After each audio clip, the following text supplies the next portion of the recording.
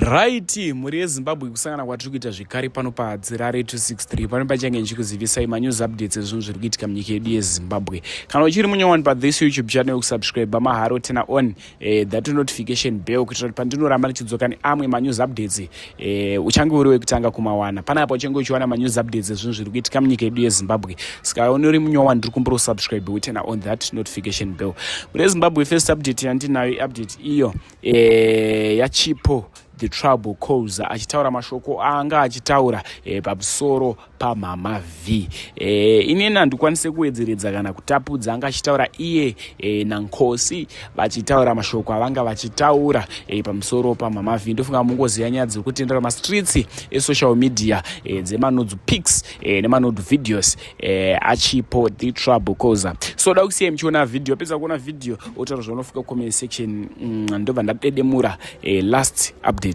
Ndoda kuwachiswa nekamunhu kekuti iko kakachekeresa vanhu vacho wakatochekeresa iwe handiri kukuda wakachekeresa vanhu vaukachekeresa uri kuvaziva wanzwa wakasvika pakuudzwa nemwe mukadzi waproducer anozviziva mukadzi iye akandinzwa achitaura live akasvika pakukuudzwa kuti please chisiyewo murume wangu wedu zvakwana wamukweta zvakwana iwe mbiri yako asisina kana peturu hanzi kumba kwakangoti pari kumba pasisina chikuitika munhu angopari zine kuti adye kweningi amana saite zvinhu zvakaoma apa pamheno kana paine vakuru vanoona nezvenyika ineika tipewo isusu mayouth tipei mukana wekuti timbofambira nyaya dzekuti no to ngito in this country.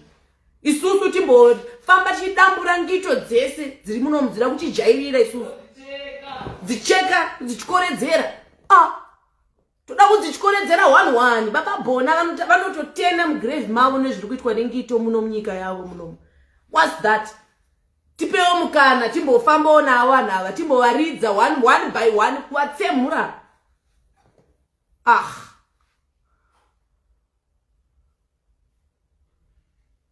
Zvanyanya tipewo platform, tipewo vakuru vari kunzwa kuti akutokumbirawo isusu sevana venyu tine vana vari kukura. Ngito dzawandisa kudarika vanhu. We don't want that. Kuinitiatana. Kusimana. They are everywhere. Kwese kwata kufamba taonzi nomwe murume tano kupotita puteke. Ingatotyisidzwa ndikamuka murume. Ndikwati zvizvo zvokuda kukwatiswa. Ndidziwe nemurume isusu wanga anoita. Ndoza ndikuti dai batipa mukana nditi wekuti zvinzi every Friday angosangana nengito yaasangana nayo ngaatsemura. Ane 50% yake yenyika. Wene ngito yake. Ngaite 50% yekene ngito yake. Makadzi oteta 50-50 nengito azvirikwa saka takatoabhisa unzi varume 50-50 nevakadzi 50-50. Alright, iyi nyaya iyi yandikutsanangura ndoda vanhu vanonzwisisa. Handidi vanhu vanononoka kudhabhura. Ini zvekuzokandirwa zvitsamba handidi. Ndiri kutaura ndichiti inini ina vanhu vasikagutsikane nezvavari vanoshora Mwari day and night kusaziva kuti iwo ichii murume kana kuti mukadzi kana kuti ihwaga kana last update iyo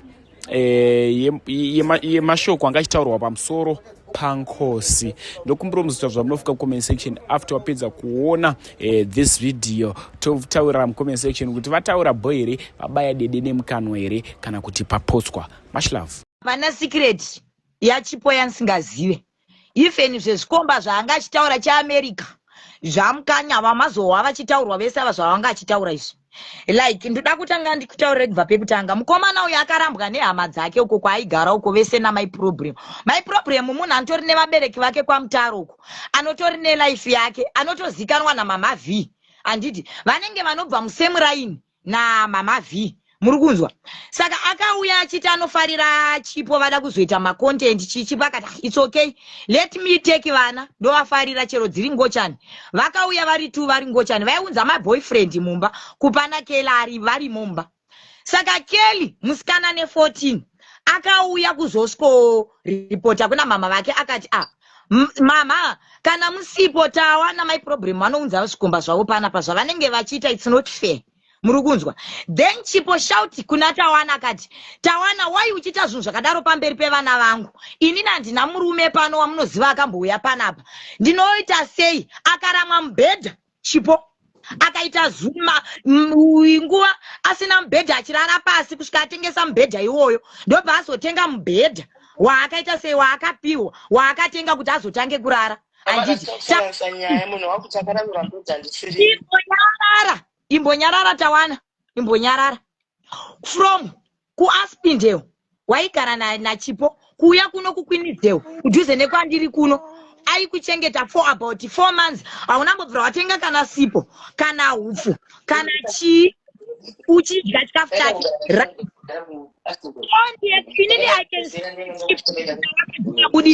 Nechikonzero chekuti foni yaishandiswa naSis Chipo yakafa. Then Tawana anga asisina foni yekushandisa. Pafoni yakushandisa ndio Chipo pakati Tawana, you can use phone iyi. Ndokupa mari yekugadzirisa screen. Wonogadzirisa chi phone. Tawana akapuwa mari makuseni. Ndakaenda kumba kwa Chipo ene natingi zvekuma around 8 9 10. Ndichisvika kumba kwa Chipo. Ndakasvika ini nakati mama rasta ndanga chida kuya kumba. But Tawana kuti ndibve panapa. Asipo ndamutuma makuseni achiti ari kuenda kunogadzirisa phone pamunhu watataura ndamupa $40. Kuti anogadzirisa phone ashandise. But Tawana it seems like asiri serious. Murukunzwa ndozvinhu mashoko akataura. Tikabuda tikakwira kombi tikauya kumba kwangu inini na Chipo. Ana chakaipa chakataura makuwa anga achitaurwa kunzanza my problem vai varipo. Ndinokupai namba dza my problem. Then my problem can come panapa vo confirm kuti makuwa vakaudza Tawana kuti ainyewa achiudzwa inini ndiripo akataurika here. Right. Tabva pane iyoyo panyaya yangosi yemunin'ina waMhosva yamanzwa zvichinzi munin'ina waMhosva Adimaya akanyora pano pa social media akati pane social light ndakuna post iyi nini andina kumhanya kuda kuita dzungu ndakazoona comment section yakutaura kuti Chipo akati seno takasangana nangosi kurufu rwemwana waSismeki uripo vasangana kurufu rwemwana waSismeki vakawirirana nangosi munin'ina wa uyu zvakawanda zvichabuda. Handisi kuda kuti side iroro ndoda kuzoona kuti zvichafamba sei after kana chokwadi chisina kubuda muchanzwirira Sisketi.